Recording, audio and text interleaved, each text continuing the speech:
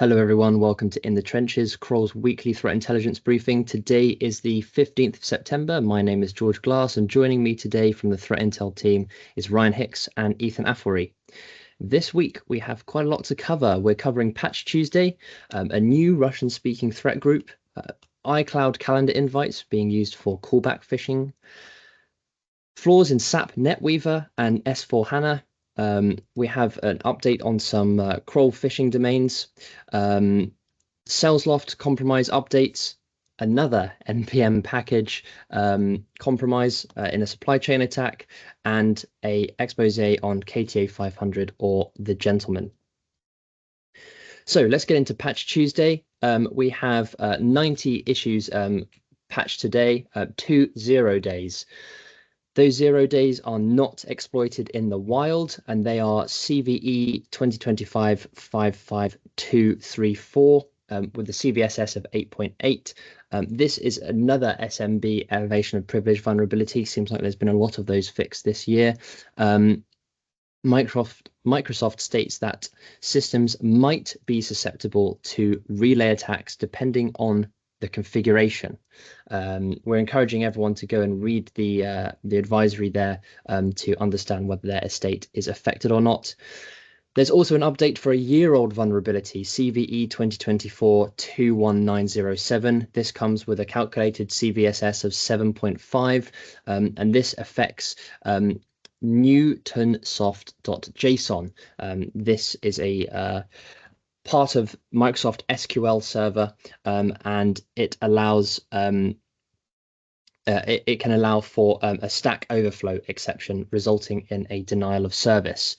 This was publicly disclosed in August 2024, but is not believed to have been used in real-world attacks on Microsoft SQL Server.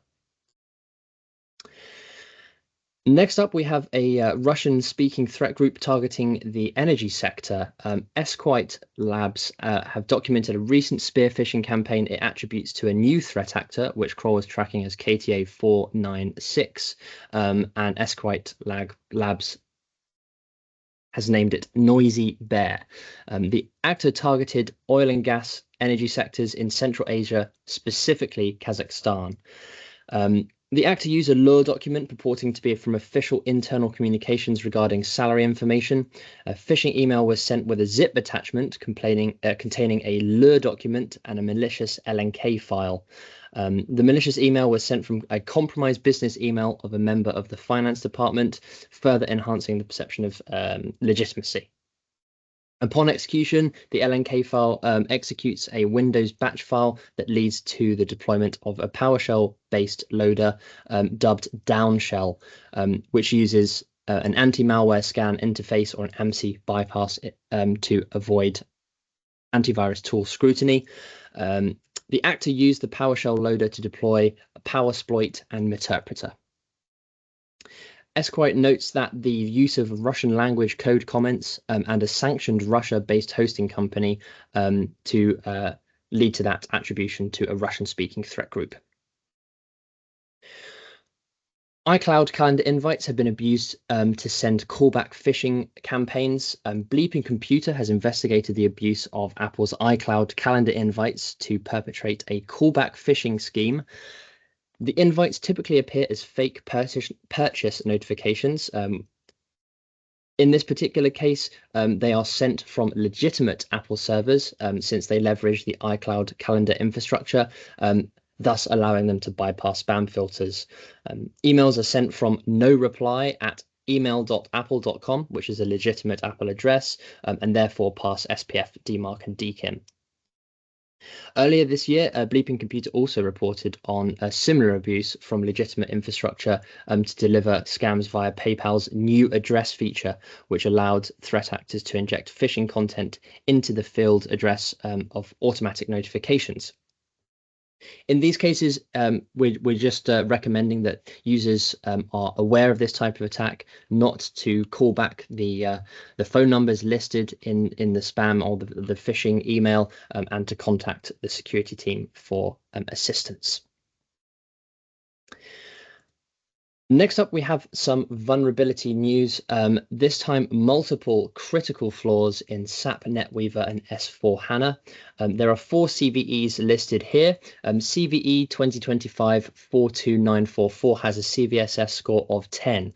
This is a deserialization vulnerability affecting SAP NetWeaver that can be exploited by unauthenticated attackers submitting malicious payloads to an open RMIP4 port. Successful exploitation can potentially lead to full system compromise. That is a very, very important one to address. Then we have 2025-42922 with a score of 9.9.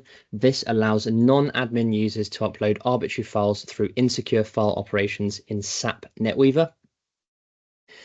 Next up is 2025-42958, the score of 9.1, affects SAP NetWeaver on IBM iSeries, and this allows an unauthorized high-privilege user to read, modify, or delete sensitive data.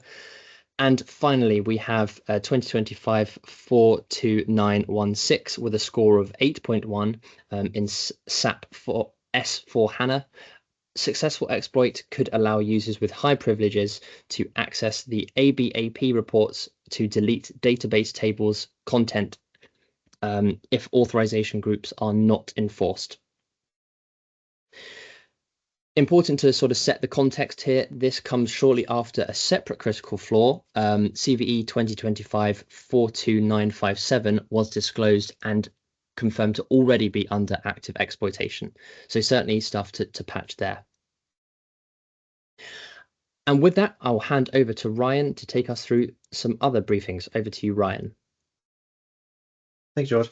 Yeah, so first off, so we identified several domains that appear to use Kroll-related terminology in their name, likely to trick victims through social engineering campaigns. Although the domains do not appear to closely mimic legitimate Kroll domains, some do feature terms relevant to Kroll's business and sector.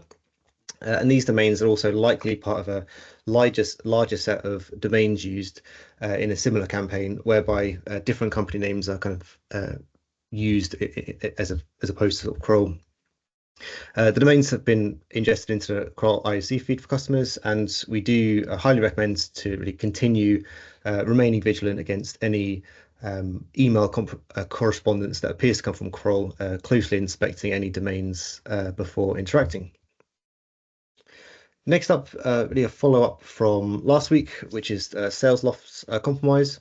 So Salesloft provided a further update on its ongoing investigations surrounding the compromise to its platform.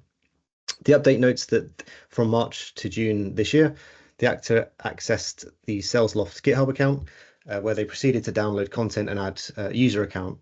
The investigation further notes that the actor gains additional access to Drift's AWS environment, obtaining OAuth tokens for customer integrations.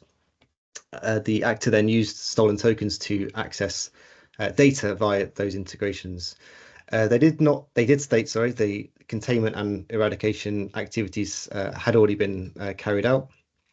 And just the end of last week, an FBI flash report was also released on this activity, kind of just rounding it all up in their own words and providing some indicators. And those indicators sort of come as a list of IP addresses which came from the investigation, which are known to have conducted malicious activity during the period that Salesloft are investigating. And these IP addresses, again, have been ingested into the IOC feed. So yeah, we'll continue to monitor for any updates provided by Salesloft. They're sort of continuing our investigation and kind of feeding information as and when. So we'll continue looking out for that and provide updates where necessary. And lastly, just for me, last week, a series of 18 highly popular NPM packages were affected by a malicious code change. Very popular in the fact that they have the total sort of downloads for the packages gets around 2 billion downloads per week. So quite a big package of list there. The developer of these packages noted on social media site Blue Sky that they had been successfully targeted by a 2FA reset phishing email, which is very similar, if not the same, as what we had previously covered a few weeks ago. After gaining access to the developer's account, the actor updated code in each package that would intercept crypto and Web3 activity in the browser, manipulating wallet interactions and rewriting payment destinations. And the developer stated in a later post on September 9th that the packages should be back to normal. The crypto wallet the actor primarily used to send the crypto to had only approximately $900 of crypto token holdings, so not a huge amount in the grand scheme of things, the majority of which it was in Ether tokens.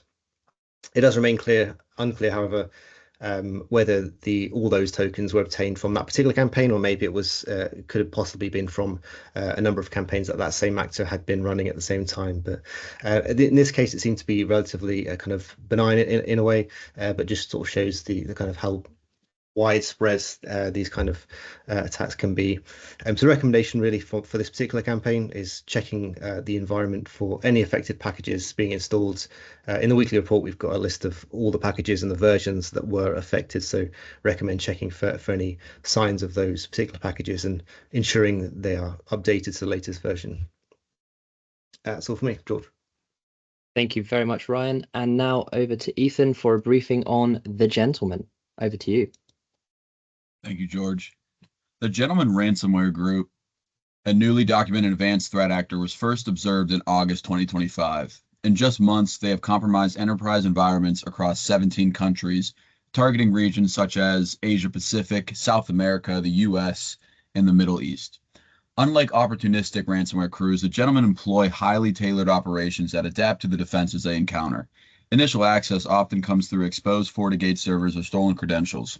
Once inside, they conduct detailed reconnaissance with legitimate tools like advanced IP scanner, mapping networks, and querying many Active Directory accounts, including domain admins, enterprise admins, and virtualization groups such as VMware. This preparation enables precise lateral movement across both physical and virtual infrastructure. For defense evasion, they rely on custom tools. all.exe with throttleblood.sys manipulates the Windows kernel to terminate protected security processes. If unsuccessful, they deploy variants like allpatch2.exe tuned to disable specific security agents. They also use powerrun.exe for privilege escalation and modify registry settings to weaken security controls. Their lateral movement includes tools like psexec, putty, and manipulation of group policy objects for domain-wide persistence. They maintain access with AnyDesk and expand visibility using Nmap, sometimes from compromised FortiGate accounts. WebDAV may also be used for data staging and exfiltration. The group employs double extortion, exfiltrating data with WinSCP before deploying the ransomware via the net logon share for mass distribution. Payloads are password protected to bypass sandboxing. Before encryption, they disable Windows Defender, adjust firewalls, and terminate services tied to backups, databases, and security. They also wipe forensic evidence, including event logs, shadow copies, and pre-fetch files. Files are encrypted with extensions like .7mtzhh alongside a ransom note, readme-gentleman.txt. Targeting manufacturing, construction, healthcare, and insurance, the Gentleman Ransomware Group shows no hesitation in disrupting critical services. Their tactics, customized security bypasses, adaptive tool use, and deep reconnaissance indicate either an experienced rebrand or a well-funded new entrance. Thank you. Thank you very much, Ethan. And that's all we have time for this week. Remember, if you have any questions, please remember to contact us at cti@kroll.com. See you next week and have a great day.